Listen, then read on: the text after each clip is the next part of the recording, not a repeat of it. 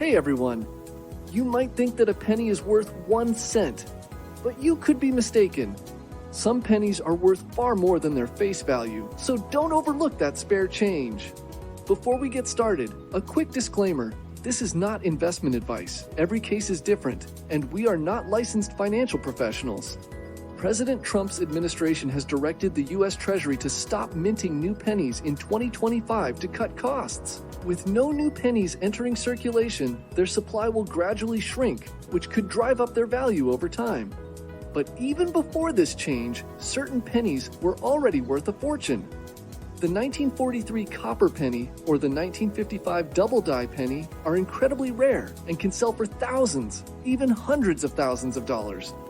In 1943, due to World War II, the U.S. Mint switched from copper to zinc-coated steel for penny production to conserve copper for war materials.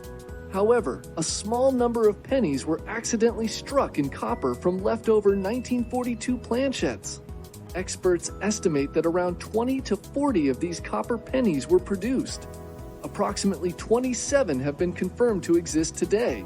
They often sell for $100,000 to $250,000 at auctions, and the record sale price being $1.7 million in 2010. The 1955 double-die Lincoln penny is one of the most famous era coins, featuring a striking doubling effect on the words "Liberty," "In God We Trust," and the date 1955, the result of a misaligned die during minting.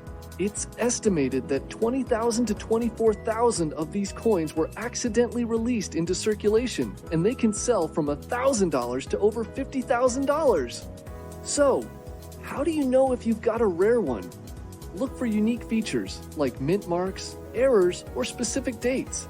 So start checking your change. You might be holding on to a hidden treasure.